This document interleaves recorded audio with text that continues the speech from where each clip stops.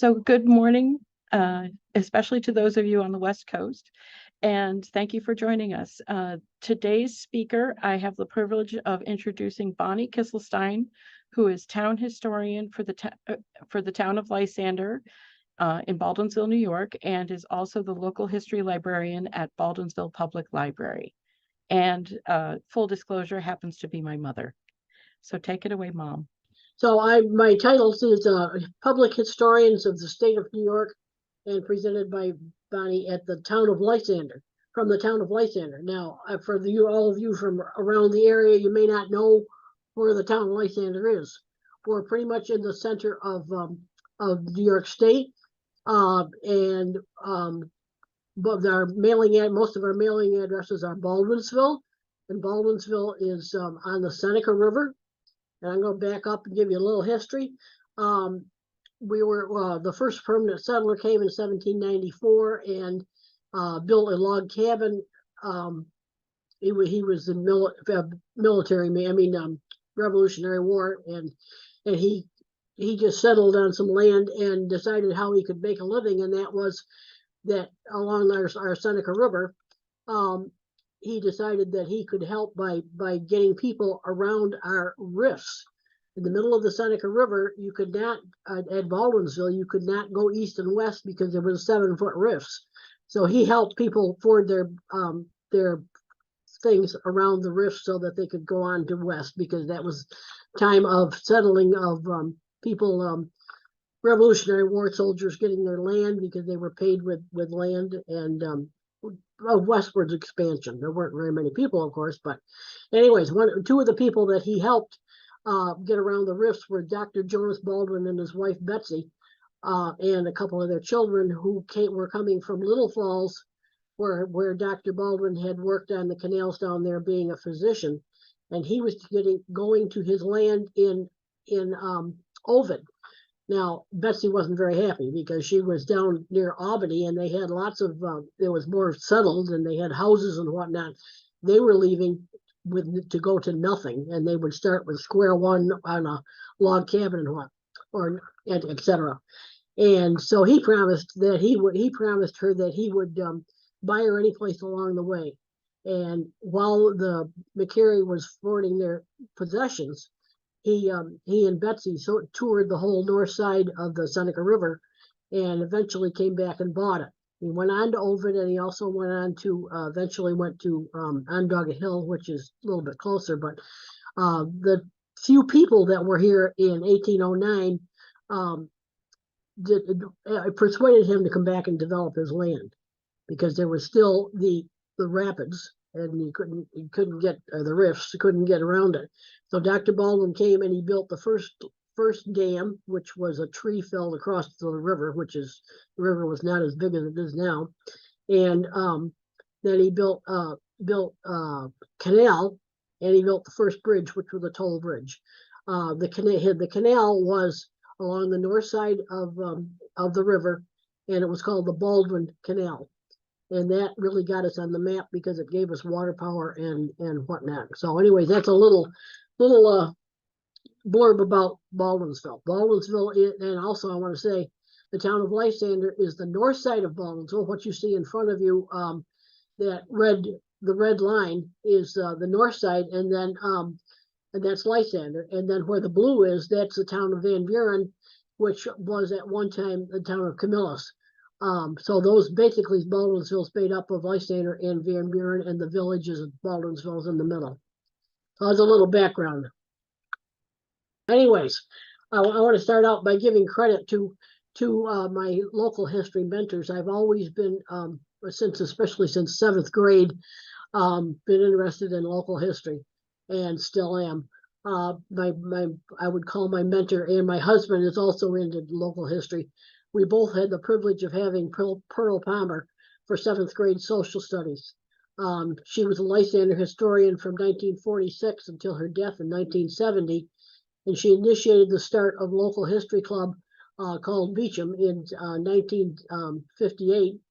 She was its first president. She was a prolific writer, as most of us are, and wrote for the local newspaper, and was a life member of Onondaga Historical Association. one of our elementary schools is named after her. And my husband, when we were talking about it this morning, my husband she started a club called Stihaha and took the kids to Albany and Niagara Falls and all over. But she was a gem. I really enjoyed her. Other people that have helped me is Anthony Christopher. He was a historian of the village and also of the town of Van Buren, and he also was a prolific writer and a photographer. Now we have much of his materials donated to us, which at the local library, but I also have stuff at the town of Van Buren, and we also I'll tell you a little bit later, but shared his stuff is shared on his photos are shared on New York Heritage. And Ruth Conwell was another good historian and a good friend and a neighbor, and we worked a lot together. And she also was a prolific writer. And I became historian in 2004 and am still on the job. And previous to that, I 1964 I started teaching in Fulton, taught first grade. I can remember the first year making a little Thanksgiving scene at the classroom, and we even brought to my dad. We even brought a live turkey for the day in a cage, of course, and from the Plainville Turkey Farm. And from 1965, when we got married, through 2000, I was both in the classroom and the elementary library. First of all, I was in the classroom for 20 years, and then I took over as the elementary librarian. And local history's always been a passion. In fourth grade, when I was teaching, mostly fourth grade, that concentrated on Baldwinsville's history, slotting in the local, early history, slotting in Baldwinsville wherever it fit, and that kind of went on from there. Now, a little bit about New York State historian law. New York State is the only state requiring a public historian in every municipality. Other states typically rely on historical societies, history teachers, and independent historians to preserve their history and genealogical resources. The law is New York State's historian law is 57.07. This law was adopted in 1919 and mandates that a historian be adopted for every municipality and define the responsibilities of research and writing, teaching and public presentations, historic preservation, and organization advocacy and tourism promotion. A public librarian, a public historian can get a New York State Library P card. You can go on the line and get it if you're a historian, and it gives you greater access to the New York State Library. And as I said, go to the website to sign up. Now we have a professional organization in New York State. It's called AFNI for short, Association of Public Historians for New York State. And I put the website up, the address up. It's got a lot of stuff on there. And one thing, it maintains a list of approximately the 1,641 historians in the state, including those counties that have one, which New York or Onondaga County does not have a public historian. I think that's because of Onondaga Historical Club, but I don't know. But we don't have an official one, and we do have a state historian. For a while, we didn't have a state historian, but now we have a wonderful one who works well with us and with the state archives and all kinds of things in Albany. He's wonderful. The AFNIS also provides training opportunities, annual conference, and regional meetings and a newsletter. And by regional meetings, I mean our state is divided into several regions. Our area is part of Region 9, and we'll have a meeting every year and some kind of educational stuff too. So that AFNIS, as I said, that's a wonderful website to kind of give you some ideas. And it allows you to search for names. And I'm trying to remember what it is, but there's a little up in the corner, you can put in P something.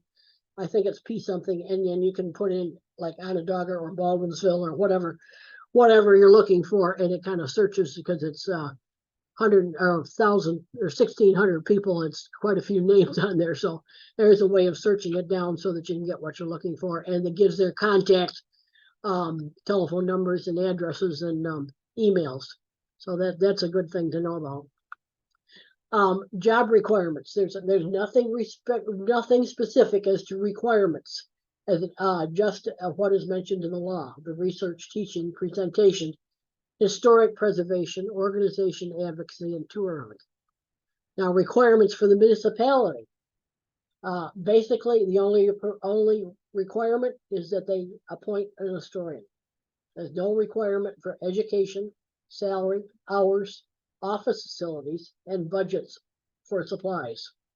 Now, I'm very fortunate in the town of Lysander. I don't get a huge salary. I get $1,000 a year. And some historians have no salary at all, or adequate space, or even a budget. There's no requirements, just that you got to have one.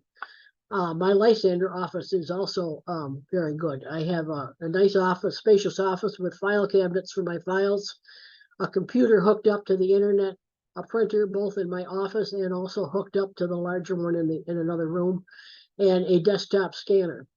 And I also maintain a display cabinet in the lobby. Some historians have all their information at their homes, which of course is not very good, but that's what it is.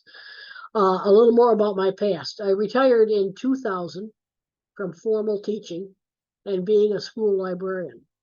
I was asked to substitute at the Baldwinsville Library. Now I'm a librarian in charge of local history with 11 hours per week. I also spend time in the historian's office at the town of Lysander, and of course those two jobs overlap. Now for my fulfilling of requirements.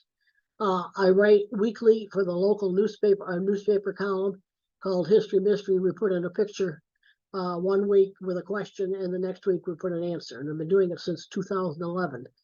It's getting kind of hard to put something new up, but keep my agent brain active to find out, okay, what haven't we done now? There's another gal that does some of them too. I've produced numerous brochures for the historian's office and the local history room at the library, walking tour of the village, the National Register District, Radisson, and I'll explain a little bit more about that, and that's NYOW, North New York Ordnance Works. Genealogical resources of Onondaga County in conjunction with the downtown library to make sure that all the information is correct. By bibliography of William Beecham books. William Beecham was a reverend for the Grace Episcopal Church, and he also still, even though he's been dead for years, was considered very much of a very much of an authority on Native Americans. He did extensive research, and there's numerous books on him. So I've made a bibliography, and as I said, he was in the Reverend in Baldwinsville, so that's why we have so many of his books.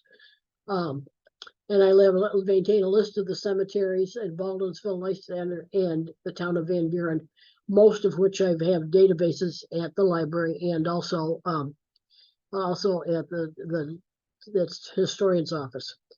Now, two things I would recommend are New York Heritage site. I give you the website there and their logo. Through a grant from CLRC, which is the consortium of libraries in central New York. Baldwinsville Library has contributed historic photos, which came from Anthony Christopher. New York Ordnance Works declassified photos, and New York Ordnance Works was at Pearl Harbor. After Pearl Harbor, the government came in and gave 6,000 acres, 30 days to get off their property. They had to find someplace else to live. They had to find new occupations, a lot of them, and the farmers all had to have auctions and get rid of their stuff. Anyways, and then they put up a munitions plan, which we have an extensive amount of information on. It's now all declassified. We have diagrams and maps and just all kinds of all kinds of information on that. That is now the community of Radisson in the town of Lysander, which is it's just a community. We have all the high school yearbooks up until about 2016. For the copyright, we can't go all the way to what we had to the current year, but it'll eventually feed in more. But you can go look up our high school yearbooks from the 1800s and even print off pictures and whatnot. And that's on New York Heritage. We have 2 anniversary editions of the former local newspaper, the Gazette and Farmers Journal, and they are all online.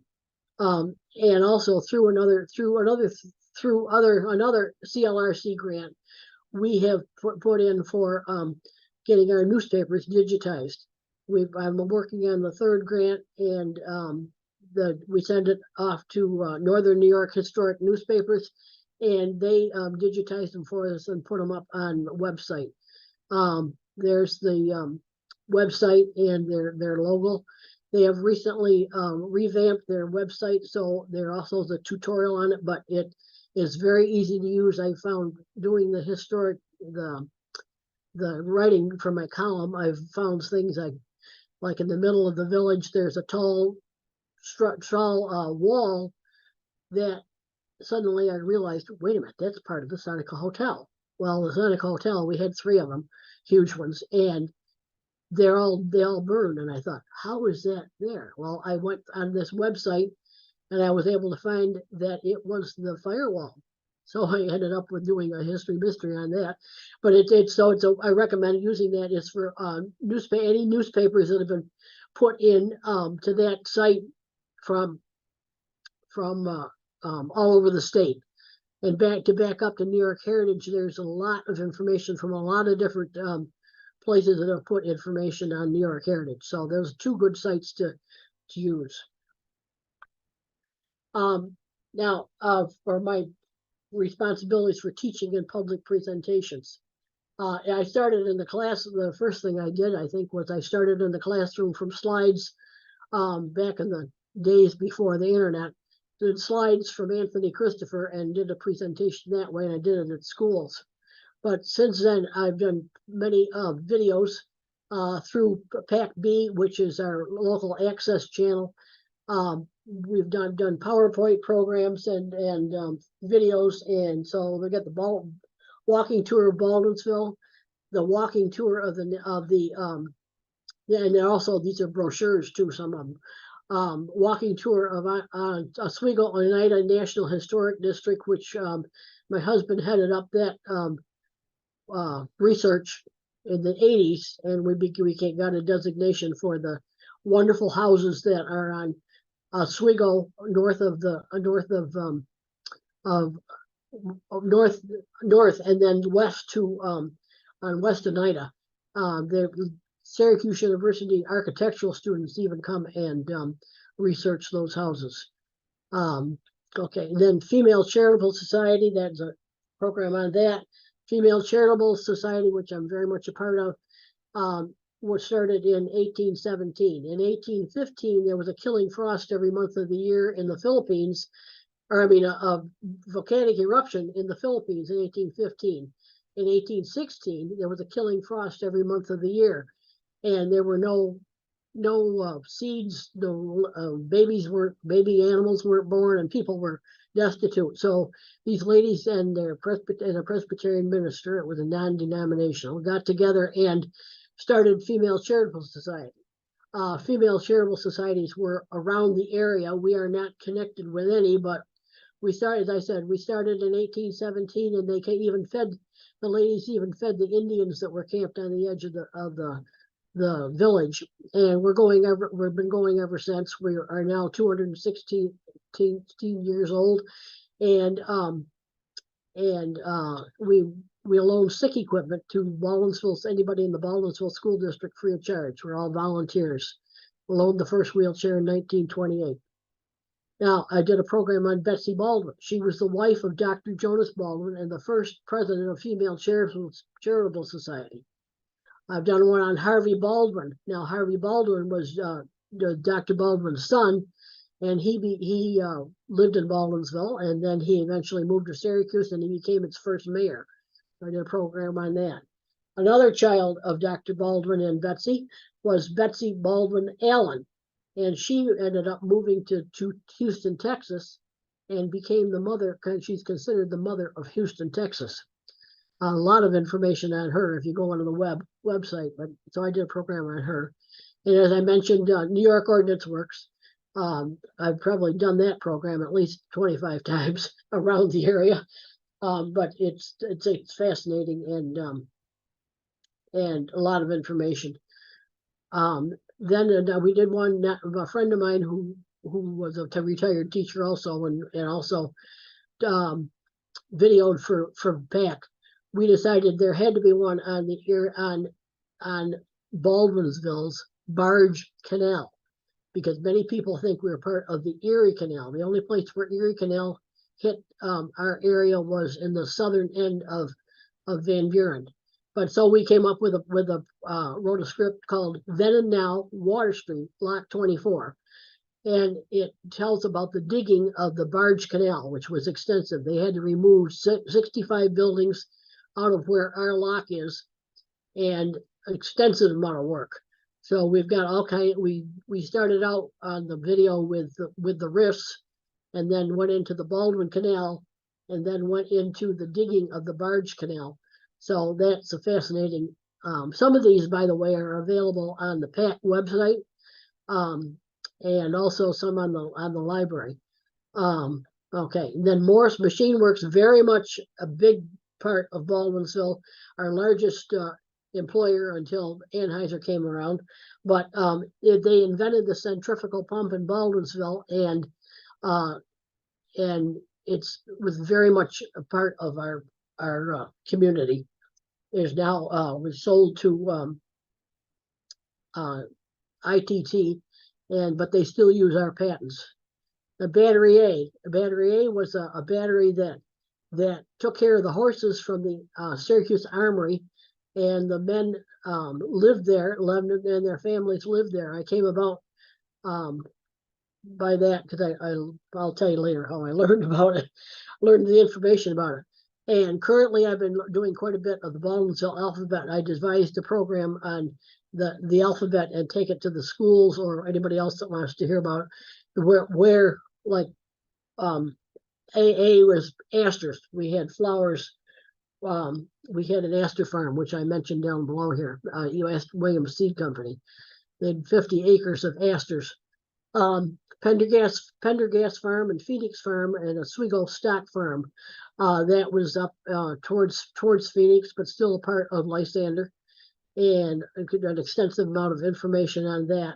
I've been told by the family that the Clydesdales came out of that. I haven't been able to substantiate it, but I'm working on that. See if I can find out more about it. I've done one on early churches, early industries, and early hotels. And another one, a tremendous amount of buildings were moved from one place to another. How they ever did it way back in the early 1900s, I have no idea, but I produced a program called Move Them, They Did. And then there's one on the Willett House. Willett House was a very large house on the Seneca River towards Belgium. And it did a lot of history on that. It was fascinating. And I've done a program on colonial history, or colonial festival, but I started that as an activity for fourth graders in 1983, and it's still taking place. We had all fourth graders in the district, including the St. Mary's and other school, came to the big bus garage and went through different colonial things. Now it's since the pandemic has been going in a small way in the individual schools, but was very successful, has been very successful. Organization, advocacy, and tourism. All my adult life, even before I became a historian and a public library historian, I have been involved in the community. For years, for well over 20 years, we had McCary Day, which is now involved into the Rotary doing Seneca River Days. barge into Baldwinsville. We celebrated the 200th anniversary of the barge canal. And as a historian for the United Methodist Church, I presented many items of history on the history of the church for its 150th anniversary dedication of the current building in 2020. I still maintained an archives at the church too. And I also produce information and brochures for the Baldwinsville Visitor Center at Lock 24. Excuse me. For many years, I've been involved with the Beecham Historical Club, which is that club I said that Pearl Palmer started. Many of the programs I've produced are come around because of that. And as I said before, I've taken them elsewhere besides Baldwinsville. I've done the ordnance works in Onondaga Hill and just all over the place.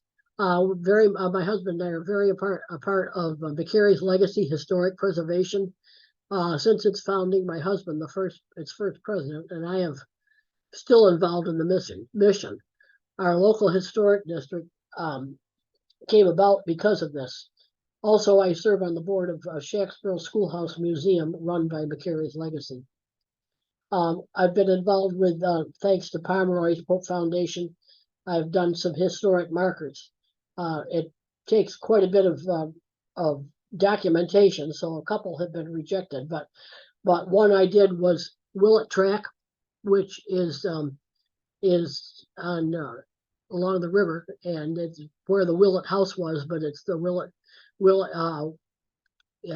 Baroness Willett got land from the Revolutionary War, and that was there. So that we've put a sign up. As you can see, it's needs a little refurbishing, which they're going to do. And it's strange that I got it, and then it had to be refurnished, and this is the one that's refurnished, so they're going to replace it again.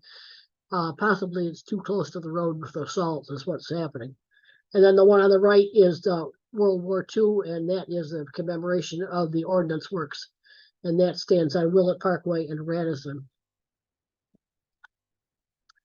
Some other tidbits. Was working at the library, and someone who happens to be on our friends right here, Pat Knobloch, came to look for information on a relative. It turned out she's a cousin of my husband, and previously unknown to him. She shared a diary of a relative of hers who fought in the Civil War. And long story, he brought his Chinese daughter to Baldwinsville and painted a pagoda on the side of the barn to keep her from being homesick. And it recently has been repainted and restored. Well, I don't know restored. It's been repainted. We're not totally happy with the way it turned out, but it's still there. And the farm is called Pagoda Hill.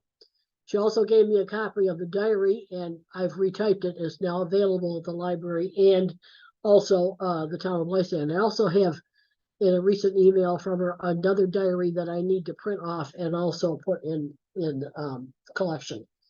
And also, through her relations, we have a copy of extensive genealogy of the Bailey family, which has a large chapter on the Pagoda Hill. Anything else to add, Pat?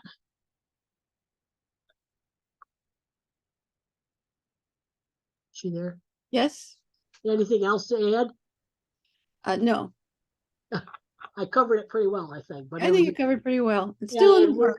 I'm very happy to say we now have a wonderful new friend who visits us occasionally, and she's in California. I will add that the family is moving towards an application to Finding Your Roots, the TV show. Oh, cool. Follow up on this. They've applied for a possible slot. Oh, that'd be wonderful. That would be fun. That'd be fun. Thank you. Okay, and I also have many other contributed genealogies. People will stop at the library or at the town and give me copies of their genealogies, which I keep mostly in the local history room, but also have some at the town of Lysander.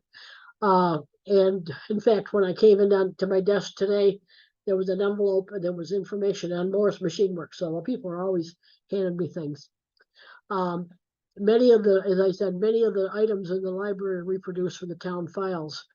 Another time I was presenting a New York Ordinance Works program in Onondaga Hill, and a woman asked me if I knew anything about Battery A, which I mentioned before. Turns out her father grew up there. And previously I'd known about it, but I didn't really know anything about it. Well, since then I've found out, as I said before, that the horses, they kept the horses there in the summer and also put on programs and whatnot.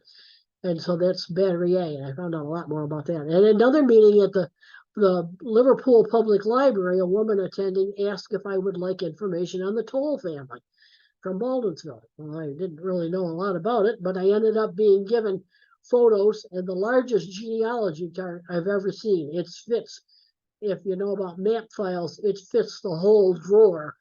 And it's available in our map file, but it turned out that the family was very prominent in Baldwinsville. And I think I didn't mention it, I did a program on the Toll family too, but I'm always looking for stuff and always getting more stuff. So why am I still doing this at age 80? I've always loved learning and local history, and it keeps my aged brain active. Anybody have any questions?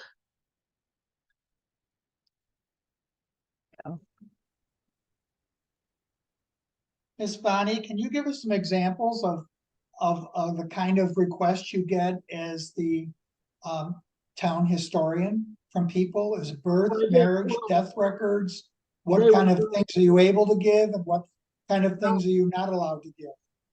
I've also have part of the that brochure I mentioned. I have where you can get information, like your Kate Downtown Library has more, like they can get Kate step in if you want. You have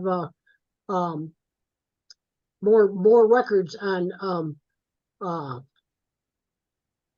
marriage records and whatnot.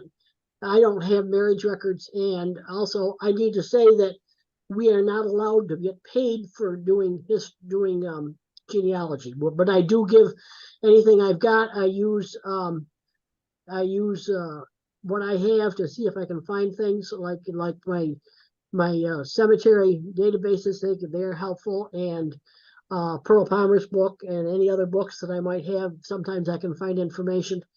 So that's I look at what I have and see what I can find. I do not have any land records. Kate does, and correct me if I'm wrong, Kate. Feel free to jump in.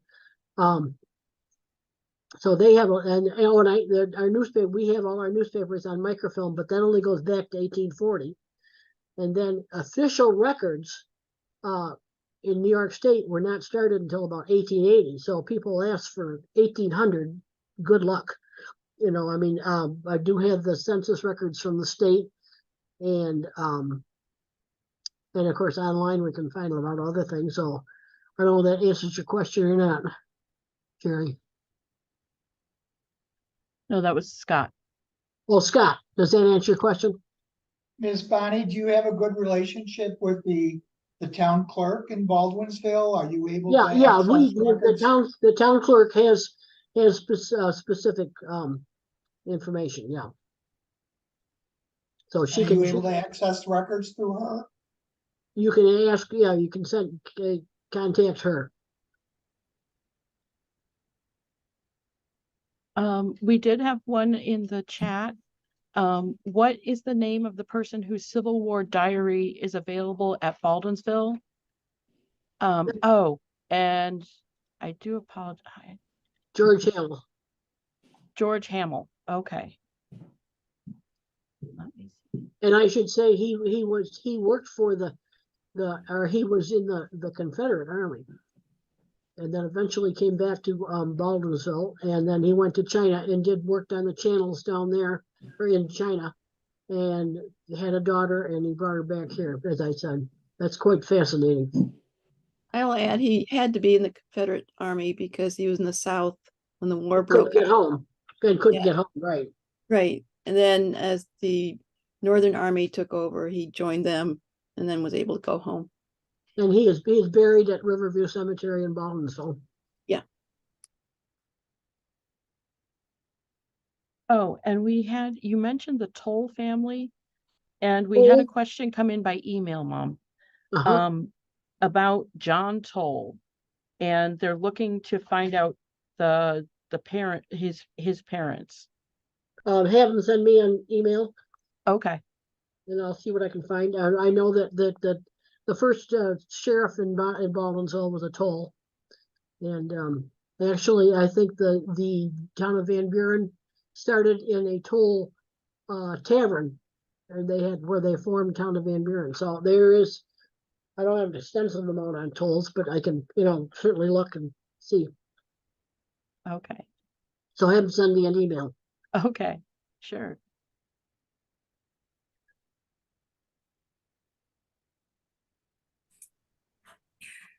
What are some of the brochures that you've done?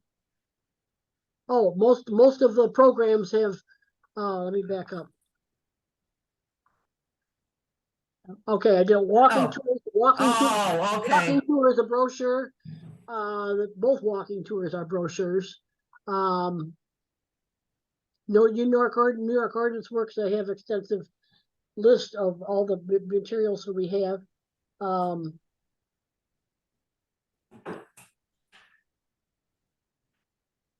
Churches, cemeteries, I should say. But most of the rest of these are PowerPoint, but I have a number of brochures, and I also have ways to look up information in the county. I have that brochure too. Oh, wow.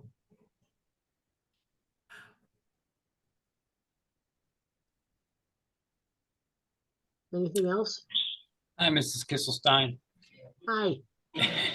Um, my aspect is looking at genealogy. Uh-huh. I've got a Stewart relative that married a Palmer Okay. back in the day. And my maiden name is Palmer. I do know such a thing. And which is why I kind of signed up for this one today. Do you have hours at the library that you talk genealogy, or? Do I talk genealogy? No, we're actually, Kate's been doing quite a few different things. My hours are basically when I show up or by appointment. Okay. I don't teach. I haven't taught any, but we've been talking about having Kate come do her. She's got about 7 or 8 programs that she's done on different things. I certainly can help with genealogy. I love researching, and about Palmer. I have my great great grandfather. The only thing I have is his wife's obituary. She was married 3 times. He was the middle one, and that clearly states my great grandfather was his son. And the only other thing I have is the mortality census of 1849. And that's all I know about him. And so talk about genealogy and Palmer. Maybe you've got, I wonder if you've got anything that can.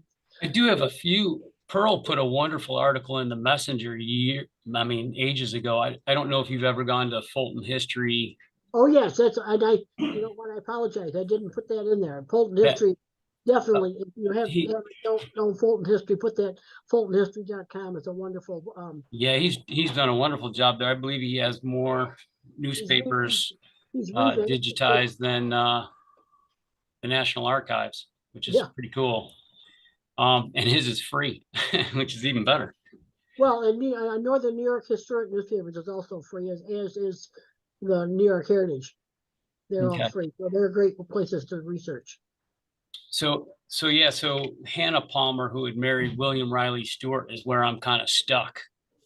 I'm more stuck with my Stewart than I am with Hannah, because as you know, the Palmers go way back. And there's a lot of different ones, right? Yeah, including being one of the founding ones in Baldwinsville area. Yeah. I would love to be related to Pearl Palmer, but I haven't been able to get past my great great grandfather.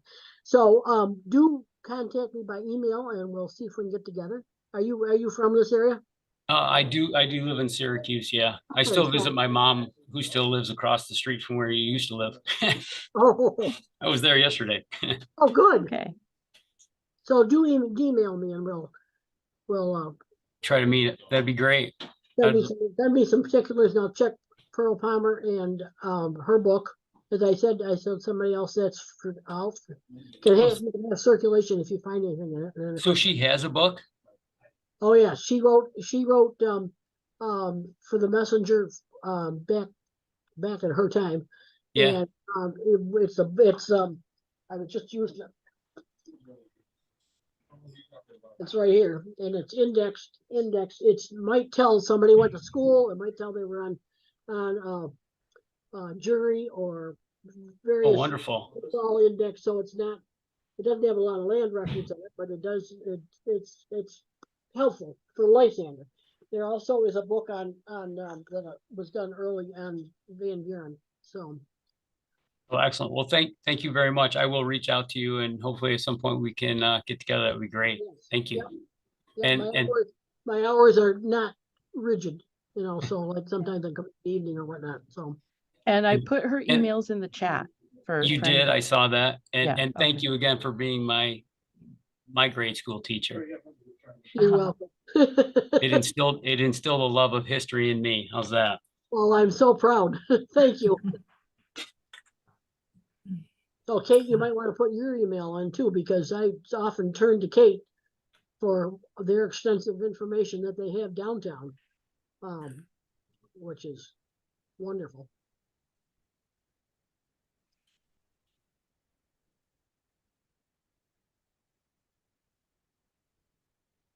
There we go. Can I ask a question? Sure. Oh, okay. In terms of newspapers, as you well know, Bonnie, there's a gap in the Oh. Baldwinsville Farmers Gazette, Oh, yes. And we have, 1894, 1895. there are And no it civil, boggles my mind that somebody somewhere out there doesn't have copies of those newspapers somewhere. There's 2 I know. years worth. They burned up, I guess. there's And- quite a few that are missing, really. There Yeah. are no Civil War years exist any place that we know of. If anybody finds any local newspapers local newspapers of which they had extensive stuff in it, obviously. Yeah. But it would And be good to put out a call, to all the historical groups, like anybody out there have copies. The Yeah. Fulton database doesn't have it either. So it's like, no, they don't seem to exist anyplace. And I've checked OHA, they don't have them either. it's hard to believe. I know. We'd love to have them.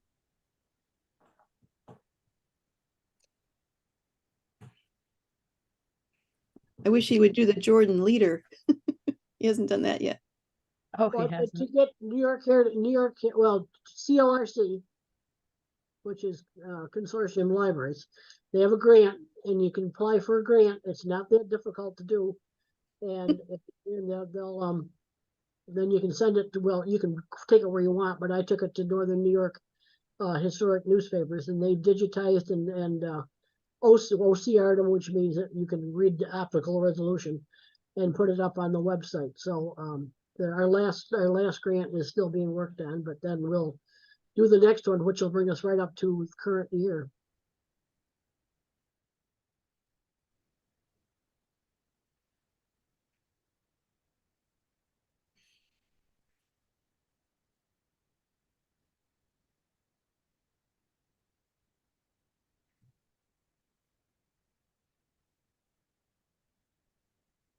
Do we have any other questions?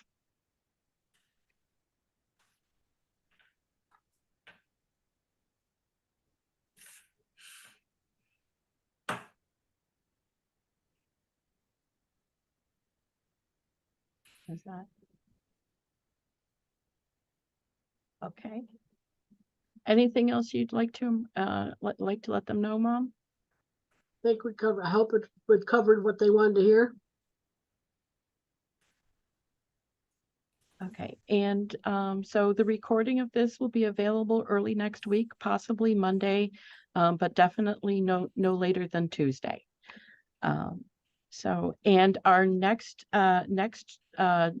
genealogy group will be meeting on October 27th, and we'll be talking with the Onondaga County Office of Vital Statistics. There's going to be Oh, a staff member or members available to answer questions. that should be great. Yeah.